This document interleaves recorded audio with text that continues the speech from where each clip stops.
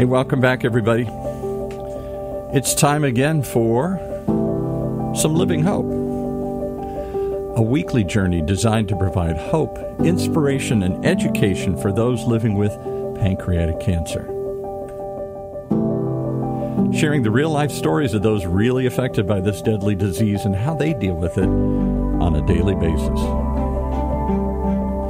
With a woman, well, we keep saying it, she's dealt with it longer than most. The host with the most knowledge, that's what I say, Roberta Luna. Welcome back to the show here. Thank you. Thank you for having me back every week. I really appreciate it. I don't know if I know the most, but I certainly know a lot. Sometimes too much and sometimes not enough. But I'm very happy to be here, so thank you.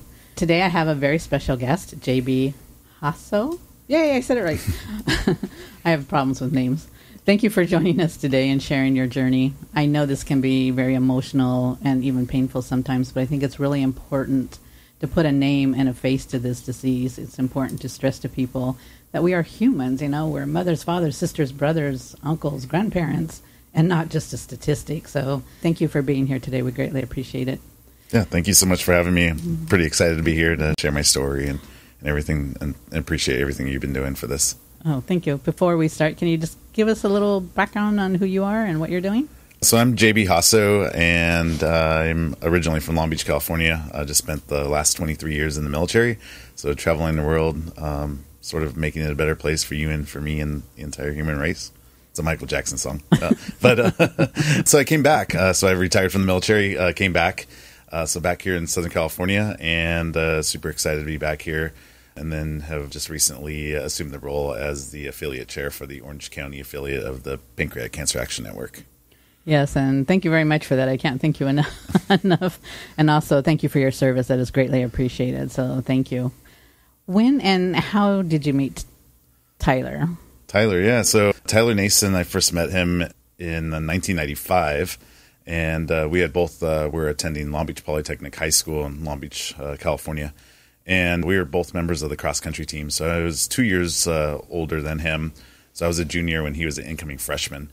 And at that point, we had a smaller team, and we were starting to have some really fast and successful runners. And Tyler was part of a freshman team that was coming in very strong, very, very fast, very athletic, with a tremendous amount of talent. And then over that time, over the couple of years that I remained there at Poly, we became really close friends over that time, both running cross country and track, spending a lot of personal time together outside of running, cycling and going around and doing different, things that kids do. What was unique with Tyler's and my friendship, we had decided as runners in Long Beach, there wasn't a lot of running events in Long Beach. The Long Beach Marathon had just went away, actually, so they stopped running the Long Beach Marathon. So we would actually have to travel from Long Beach down here to basically Irvine and southern Orange County to do 5K and 10K runs. So we were I was 15 years old, so he was probably 13.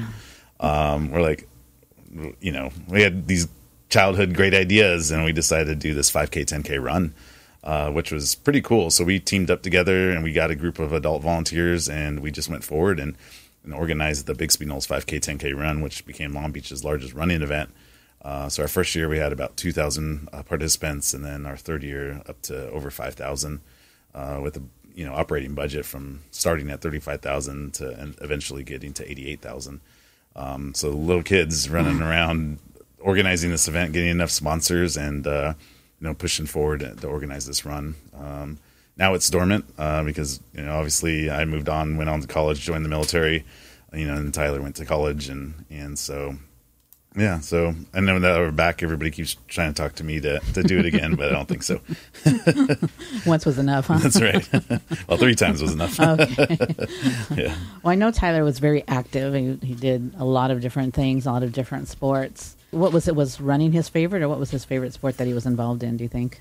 He had a lot of different things that he really enjoyed. And I think for him, obviously running he was very successful in running.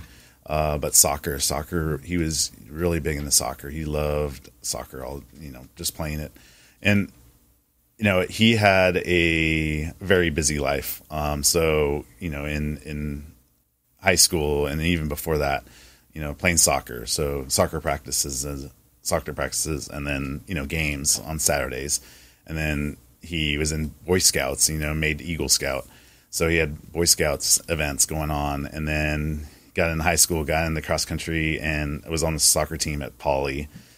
So again, practicing constantly, and then Saturday cross country meets, and then he was in the band and played sax, and would do Friday night football games. So it's constantly busy and just always very busy. And when he went over to UC Berkeley, so he went to Berkeley, and he remained athletic at that point. He was on the cross country team at UC Berkeley, and even at that point lived with all the cross country and track teammates in this track house, they called it. So it was like a frat house basically, but they described it as like a frat house but dirtier. And so I think I remember reading that somewhere.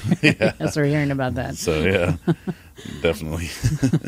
Well, I know he was, like I said, very athletic, but as a young kid or as a young teen, what was he like? Was he like played jokes? I mean, was he pretty straight on the straight and narrow, or did he waver a little bit, or a little bit about him in that area? No, he didn't. He would never do anything that would get him in trouble. But he definitely was an aggressive risk taker, I would say. Really challenged his mind and his body.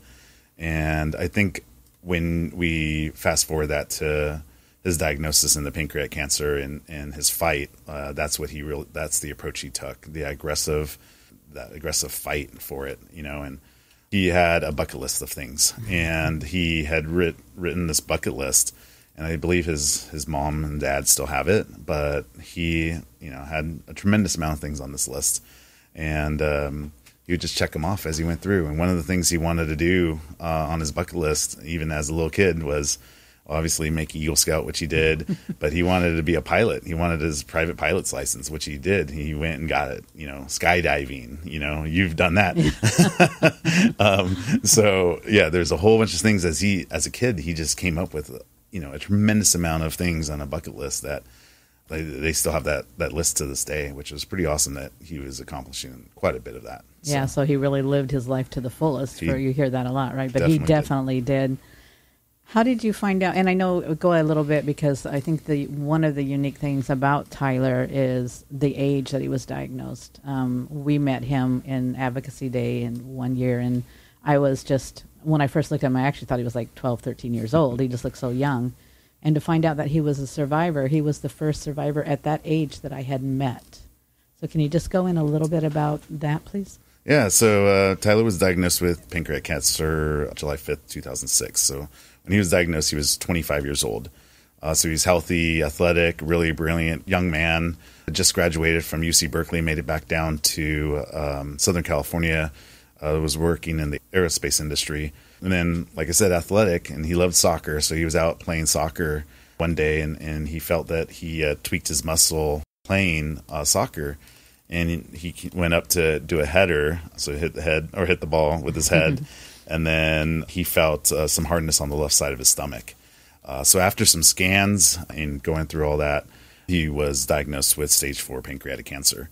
So he described it in his own words. It's hard to be a 25-year-old to think you're able to do whatever you want, and it's just all taken away from him. So at that point, at 25 years old, he had to focus on surviving. So everything that you think 25-year-olds are doing, going out, having a good time, partying, surfing, drinking, whatever, that was all taken away from him, and at that point he was engaged to his wife, his girlfriend at the time, Ava, and they had to make a decision after that diagnosis of, we probably need to get married soon. So like you, when you were diagnosed 19 years ago, the 5-year survivability was only 4%. And when he was diagnosed in 2006, the survivability was still 4%. To see no gains and no increase in survivability was really hard. And I think there was a point where he asked his mom, because he began chemo right away, and he asked his mom what she thought about the survivability rate. And his mom had said that she thought that he was one of the luckiest people she has ever known in her life, and that they would go forward and they would hope that his luck would last. And basically it was that 4%, 5-year survivability. Luckily, he was able to make it 5.5 years before passing away. And he had as a patient, he had a unique experience in his 5.5 years being alive. He really took aggressive approach. He had Dr. Bill Eisenkopf was his doctor and his oncologist, and they really took an aggressive approach, and they tried different chemos. They tried different things. One of the chemos temporarily limited his use of his legs. So there's portions where he had to be in a wheelchair, and then luckily they changed that chemo, so he was able to utilize his legs over time again.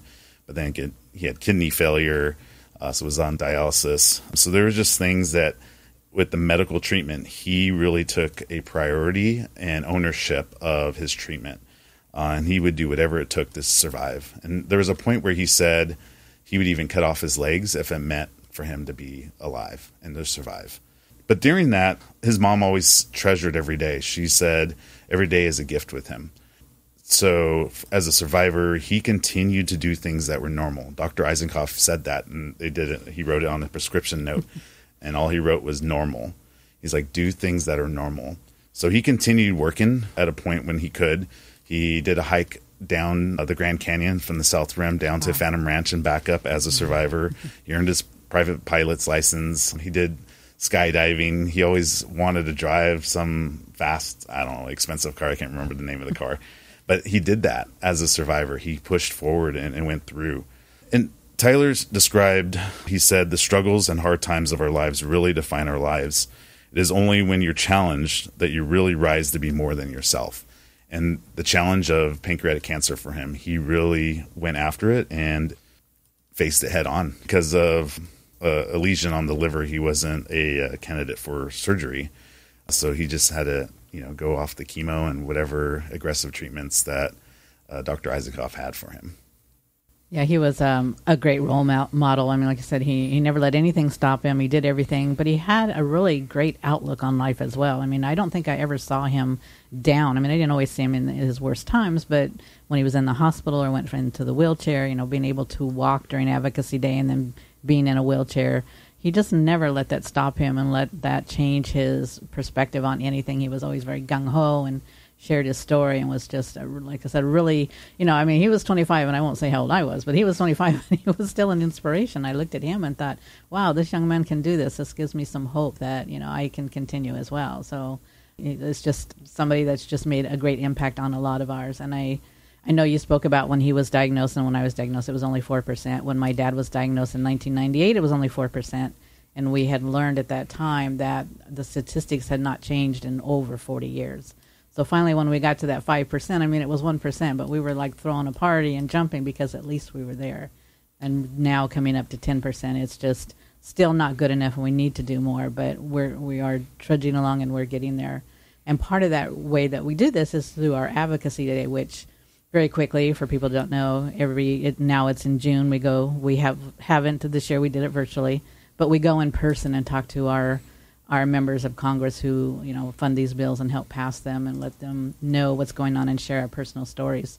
Can you talk a little bit about your experience with Advocacy Day? I know, and how you got involved, because I don't think you intended to. So can you just give us a little bit background on that as well? Yeah. So after Tyler was diagnosed in 2006, I was actually stationed in Hawaii at the time. Did a deployment overseas, and then made it back, and then I moved to Maryland, was stationed in Maryland. So during that point, when Tyler was diagnosed, I just didn't think anything of it because I didn't know anything about pancreatic cancer or really anything about the pancreas itself. I just assumed that he would be okay and just, he's young, athletic, he'd be fine, some chemo, and be back at it again, And so when I made it to Maryland, I had not really, I talked to Tyler here and there, but it wasn't like a lot. So he called me out of the blue one day, and this was in 2010, and he's like, hey, can you join me in Washington, D.C.? The Pancreatic Cancer Action Network's doing some lobbying in D.C. He's like, I think this is right up your alley, and, my parents and I are going out there so you can hang out with us. And I was like, okay, yeah, sounds good. Didn't know anything about it. It was so I showed up D.C., and it was a very small crowd, and as they were going through and introducing people, I just remember I don't even know if it was 200 people, if that, but this is back in 2010. and it was a very small crowd. And at that point is when I heard the 5-year survivability was only 4%. And the goal was to, by 2020, to raise or double that, which would have been 8%. But as we've talked about already, we've made it to 10%. So we did a little bit better. But what I learned was Advocacy Day was to drive legislation or legislative support for increased federal research funding and to help us raise the survivability. And what I learned as I went through that, as we talked a lot with Tyler about my experiences in combat and then his experiences combating pancreatic cancer, we were both in a fight against the enemy. And I think we compared our fights and the challenges that we went through. So there's a lot of things that go through a soldier or a Marine or airman or a sailor when we're in a combat zone. There's a lot of things that go through our minds, a lot of emotional feelings, and before, during, and after. And that's the same things that happen to a cancer patient as well. There's a lot of emotional feelings, before, during, and after, as you experience yourself, and not just the patient itself, but the family. And so I think as I got to see that during Advocacy Day, and seeing the differences that we are making just in that one day that I went to Capitol Hill in 2010, that continued to motivate me to stay in that fight, to help Tyler, but not just help Tyler, but to help everybody else that was going through pancreatic cancer and future generations. So once Tyler passed away, I decided that this has been altogether a decade that I've been volunteering with the Pancreatic Cancer Action Network, that I wanted to do it to continue Tyler's fight against pancreatic cancer. So I've been to every Advocacy Day since 2010. Luckily, I was always on the East Coast, but it's been phenomenal. I've seen that grow from 2010 to maybe a couple hundred people to in a handful of survivors to most recently just hundreds of people and massive conference rooms, and they just can't hold us anymore. And it's sad because like PanCAN has to oh, well, I'm sorry, we don't have space, you can't come, to some people. It's sad, but on the good side, it's like we're super excited to see so many people and how we turn Capitol Hill purple. It's pretty awesome to see, and it's amazing. It is, and it can be very overwhelming to see, like you say, to see it purple, and to see people turn around and look and think, well, who are these people? Because, it's just when you see nothing but purple, it really draws your attention. And I can relate, Pat, when I first started with Advocacy Day, we were in one room, and we all got to share stories because there wasn't that many of us. And now, like you say, we've extended number of conference rooms, and now they have to just ask a few people to share their story. So it really has grown. And I, as a survivor, thank you for continuing that, because I know it's very important, and I'm sure Tyler is thrilled that you are continuing to honor his name, because I think this is one of the best ways we can honor those that we've lost, is by continuing to bring awareness and to make things better for those people that will be coming on, unfortunately. And I know a lot of times, when we go through this, we want to run away, but you and others ran too. And can you just give a little insight? I know it's because of Tyler, but the others that you're doing it for as well, very appreciative. Right. Yeah. So I think we talk about this a lot, is this purple family is something that nobody ever thought about joining or wanting to be a part of.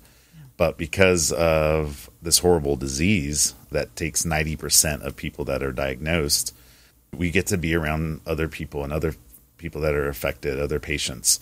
And I think just meeting them and getting to know them, like I've known you for over a decade now too. The love and the connectivity and the sense of family, or in Hawaiian, right, ohana. So going back to Lilo and Stitch, ohana means family, and family means nobody's left behind or forgotten. I think that's very key to this purple family, and I think it's important for me to continue fighting for everybody else that I've gotten to meet over the years and become family and friends with. And it's disheartening when we hear about people that, lose their battle against pancreatic cancer. It's just really rough for us. It is, and I thank you very much again, like I said, and I know we're the family nobody wants to be a member of, but it's a family that I've been very grateful for. So thank you to all those who are part of that family. I know we're getting kind of low on time here, but very briefly, I know there's other ways that you are staying involved. Can you just give us a little bit on what you're doing with the OC affiliate right now? Yeah, so I have, since returning back to Southern California, I've taken on the role as the affiliate chair for the Orange County affiliate of PanCAN. So pretty excited about that. And obviously you're part of the affiliate as well. So we have an amazing group of 16 core volunteers and a lot more volunteers that are out there that participate and help us out in meeting our vision and our goals of, to create a world where all patients with pancreatic cancer will thrive. And I think it's really big that we have a lot of support here in Orange County. And, we have a goal. PanCAN has a goal to drive the 5-year survivability from 10% where it's at right now to 20% by 2030. So I think that's key. We all team up together. We go forward. We'll have some November awareness events coming up that we're really excited about. So you'll be seeing those posted on our social media and website. And Purple Stride, April 30th, out here tentatively out in Bolsa Chica State Beach. So we're excited for that. So hopefully everybody comes out and supports that. Great. And thank you. And I want to leave a little bit of something, as I know on Tyler's obituary, it said, live as if you'll die tomorrow, dream as if you'll live forever. Sorry, I got that backwards. But I thought that was something really important because that is something that I know he said and I think he really believed. And one other thing, I'd like to thank you very much for coming and sharing your story. And also, Tyler's wife, Ava, wrote something that I thought was very prominent as well. She said, hug your loved ones and pray to experience a life as rich and full as Tyler's. Tyler may have been a very young man, but I think he lived a very rich and powerful and full life. And for that, I thank him. And I do miss him, seeing him every year at Advocacy Day. But thank you for coming, JB. Thank you for being here. Thank you for serving our country. And real quick, you want to give a plug to your own podcast that you have? Oh, yeah. It's thank you. Thanks for having me. My own podcast is called Life and Times with JB. So it's just found wherever podcasts are found. I'm a little bit behind, but I'll catch back up and do some more podcasts. So, well, thank you for being here, and thank you for taking on the Orange County affiliate chair. I greatly appreciate that. Thank you for sharing your story and for bringing Tyler back with us. Thank you. Thank you.